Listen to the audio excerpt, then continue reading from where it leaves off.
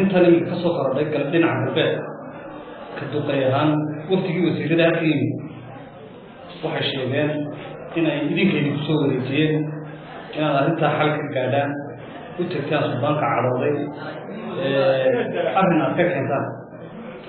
sidaa awgeed haddana waxaad moodaa in dowladdu arrinkiini kala noqotay ciidamada keentay arrinkiinii laydin dhiibay ka guddi dhaqan ahaan odayada reer awdal ee duqeyda adiga iyo aad ka mid tahay xaguu ku dambeeyey maxaa ka dambeeyey wuxuu ku dambeeyey marka u horreysayna loo dhiibay anigu qoladii jibriil oo nasay la dirayay baan waan raacay odayadii kale ayay ma raaci kartid sida buusinimaa laynoogu dhiibay arrinkeeda miyaad makaahiilaynaysaa baa cishadaas sidaasay iga baaqatay soo dhiibaan yaala marka iyagu ii diideen mar labaad baa jiray sabti iyo axad baa la qabsaday annagoo diyaar ahoon wasiirada iyo wafdigii meesha joogayna ku edhe yacni diyaar baan ahay anuu si deg dega odayadii kale haddana hadlay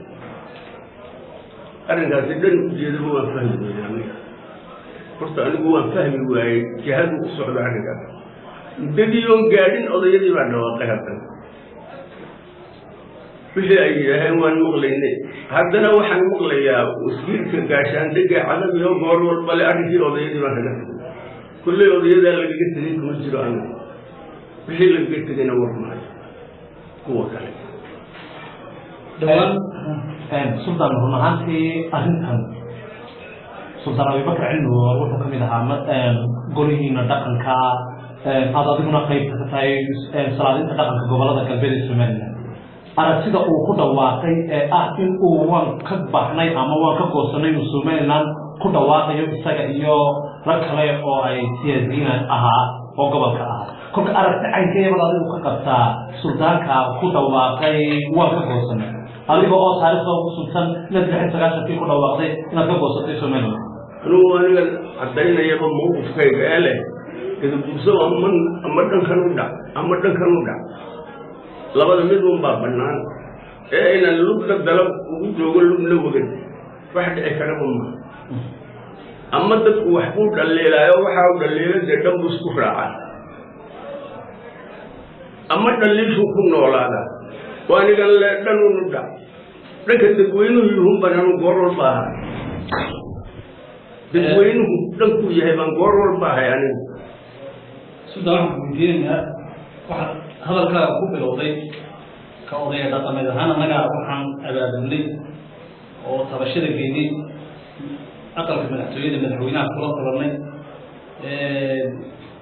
yani arrimahan aasaaskeyga iyo bilowgeyn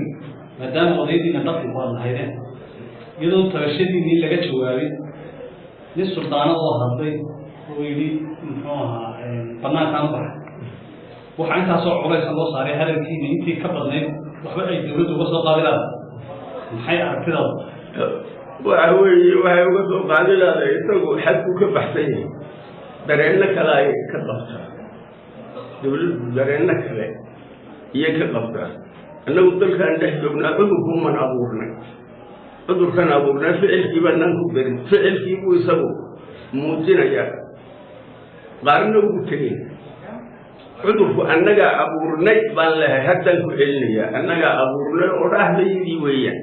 tabashadii oonay dowladdiina waxba ka qabay dee qofka kii qaatay ma haluusan wuxuu nala dheer yahay abibakar waan goosannay annagana carabka iyagu wuxuu gaadhay haddii sidaa la yeeli waayo waan goosannay daawunkuu nagaga duwan yahay sidaanu leehay abibakar wixii annagu aan nidhi buu raacay sidaa wey annagu qarkaas tagmaan odhan su-aal kale sultan haddaan weydiiyo waxaad moodaa hadalkiinii hore madaysnaa ee tabashada iyo ka muxuu ahaa matelayay inaad maqlaysan kula hadasheen dowladda iyo xukuumadda jiraan maalmahan dambe ee arrintan soo baxda in hadalkiinii kala weecsan yahay ka odaya dhaqameed ahaan arrintaas uma muuqata burbur idinku yimid dhexdeedii waa burbur baa ku yimid ninkaa bixidiisaasaa wax ka soo dhex baxeen jilibadii waxa ma ahay jilibadii kale iyo wax la yiri oo doonaya inay jilib kanitaasi yahay wax ku ururiyaan halkaas ay carabku isweydaarnaya fikirku waa isweydaarnaya ku kala labana burbur baa ku dhacay waxana keenay odayadan goor walba hadlay shirweynihii beelaha kala duwan ku ballameen كوبي صدق بشر ديسمبر صدق ديسمبر يبقى قصوني لها ديجا تجر يسمى له تقيدنا كاهدين إذا كنت عمها السنة بس نافي أو شركة عسير كباقي